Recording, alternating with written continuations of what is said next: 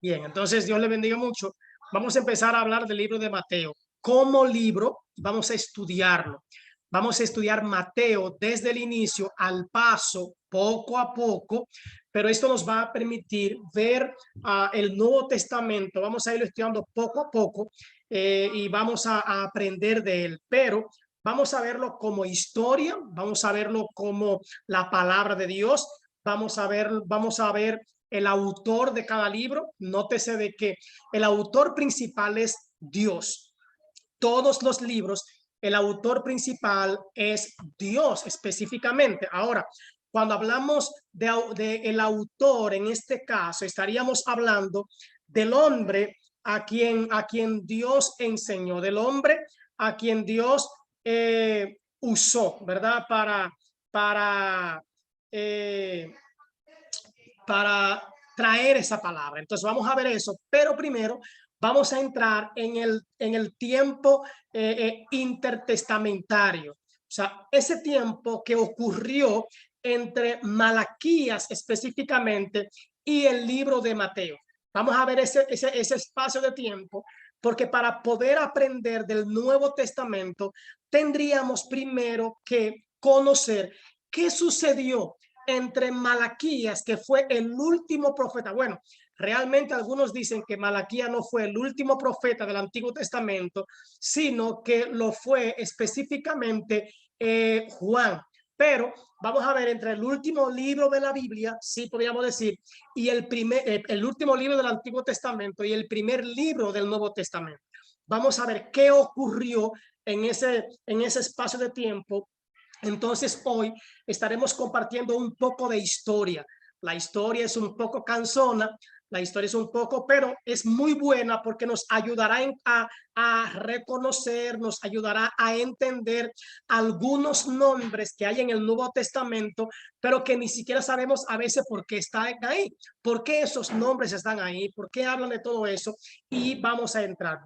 La ventaja de esto son dos. Número uno, estaremos grabando este estudio bíblico. No es una clase, es un estudio bíblico. Ustedes pueden preguntar, pueden participar y lo más importante, vamos a ir pudiendo leer la Biblia semanalmente desde el libro de Mateo. Así que yo le invito a empezar a hacer un plan de lectura del libro de Mateo para que vaya conmigo y sepa de qué me estamos hablando y que la palabra pueda hacerse fresca en ustedes. Amén.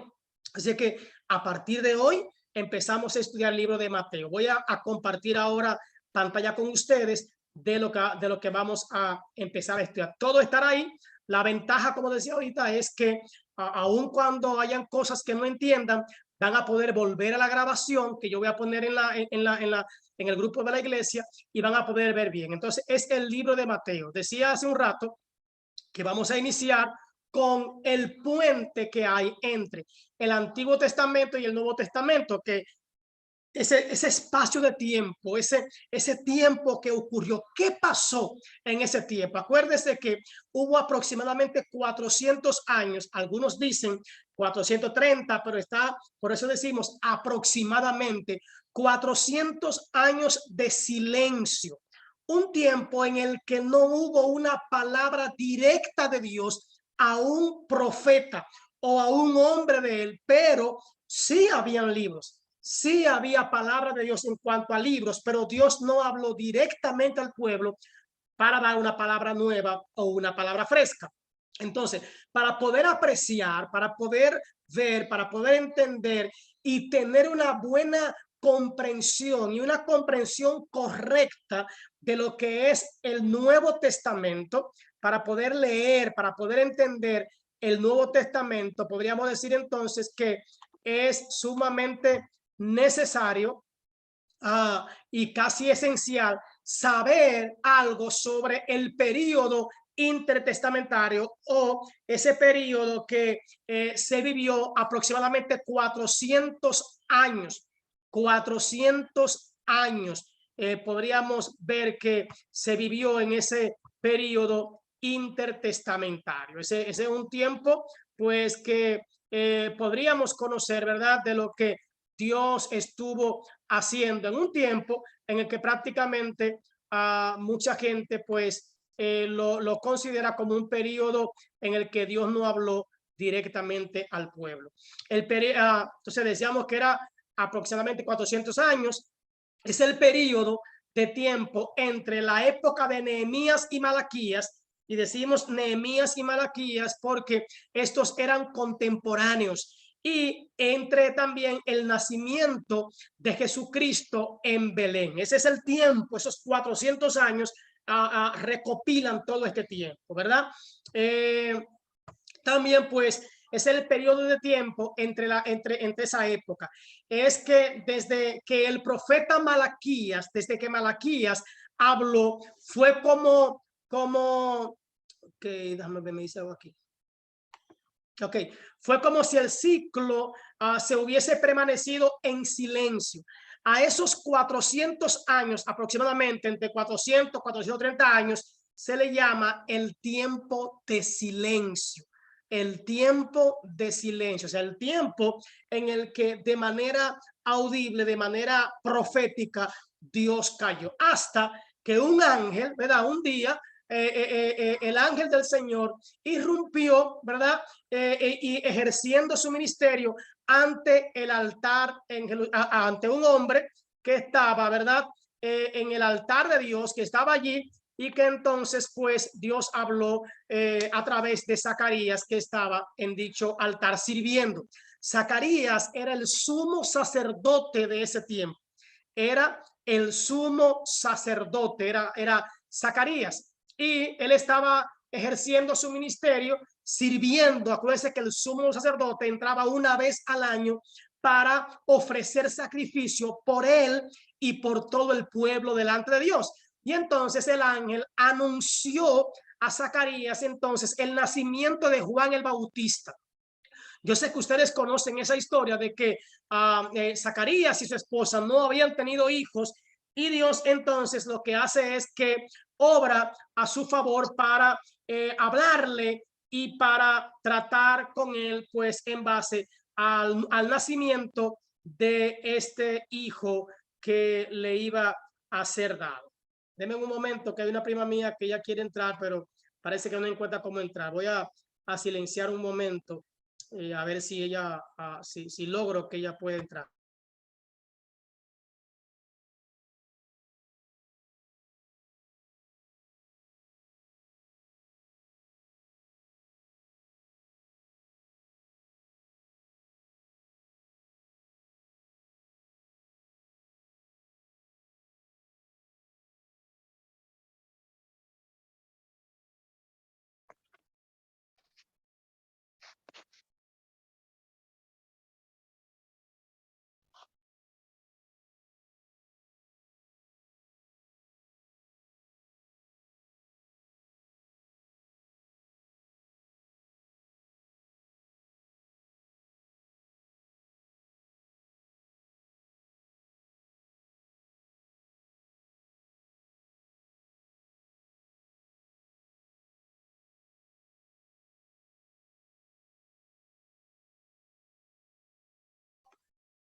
Bien, continuamos entonces, continuamos. Disculpen, mire que una prima mía quiere que entrar, pero ella no sabe entrar realmente. Parece que se le hace imposible, se le hace difícil. Entonces decíamos que Malaquías, pues Zacarías, pues tiene esa visión del ángel y le anuncia que tendrían un hijo. Ni él ni su esposa podían tener hijos, y entonces el ángel le da el anuncio de que Juan el Bautista pues iba a nacer, y que iba a ser quien le abriría el camino a Jesucristo, nuestro maestro. Muchos sucesos tuvieron lugar en el intervalo de los 400 años, aunque en cuanto a las Sagradas Escrituras, ese fue un periodo de silencio, decíamos ahorita. Hubo un periodo en el que Dios no habló. Fue un tiempo de mucha pasión, muy apasionante. Quien tenga micrófono abierto, tienen que cerrarlo, por favor. Gracias. Entonces, un tiempo de mucha pasión, muy emocionante de la historia de los pueblos, y en ciertos aspectos fue también una época de mucha tragedia. Por eso tendríamos que verlo. Acuérdense que en ese tiempo se escribieron libros, pero no fueron libros no fueron libros inspirados, no se reconocieron como inspirados, que son los libros apócrifos. Ustedes conocen esos libros que la religión católica sí lo tiene como si fueran libros inspirados, pero no son inspirados realmente. Y en la Biblia de ellos aparecen no 66 libros, sino que aparecen más de estos, ¿verdad? Entonces, las condiciones internas del pueblo descendiente de Judá experimentaron una transformación radical en ese tiempo.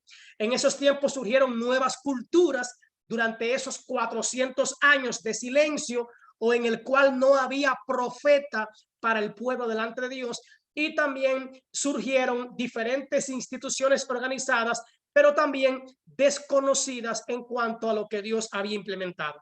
Muchos de esos nuevos elementos que surgieron aparecerían entonces luego en el Nuevo Testamento, como algunas entidades, algunos personajes que también iban a aparecer. Bien, entonces les repito lo que decía ahorita, esto es historia y la historia es un poco cansona a veces, pero manténganse ahí, ¿verdad? Alguna pregunta me la hacen durante la historia mundial también, que no podemos tomarlo como que los libros apócrifos no sirven, son historia que podemos leer, fueron cosas que pasaron irreales, muy reales también, y que sirve para documentarnos de los sucesos que ocurrieron en ese tiempo de silencio en el que Dios no habla, pero que sí hay personas que escribieron y que sirven como historia y como plataforma también de aquellas cosas que sucedieron, pero que no son inspiradas por Dios, sino escritas por simples escritores. Entonces la historia mundial registra grandes progresos en el intervalo entre el Antiguo Testamento y el Nuevo Testamento, o sea, en el tiempo de silencio. El Antiguo Testamento se clausuró o se cerró con el imperio medo-persa como una potencia dominante. Ese Antiguo Testamento cierra con los persas como la nación dominante. En ese tiempo entonces Egipto, el pueblo de Egipto, era aún un poder con el que había que contar en las religiones, en las relaciones políticas mundiales. O sea, estaban varios imperios fuertes que para poder hacer ciertos movimientos políticos, sociales o culturales y hasta religiosos tenían que unirse, conversar y ponerse de acuerdo. Durante el mencionado intervalo entre los dos testamentos, ambas potencias fueron decayendo gradualmente, tanto los persas como los egipcios también fueron decayendo gradualmente como naciones destacadas en el panorama internacional.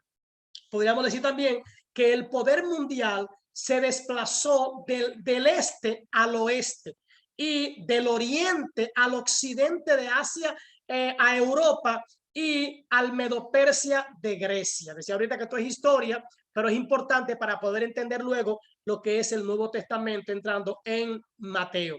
Una breve consideración de algunas fechas que son muy importantes en la historia, ¿verdad? Nos puede ofrecer una vista panorámica de ese gran periodo de transición entre el Antiguo y el Nuevo Testamento.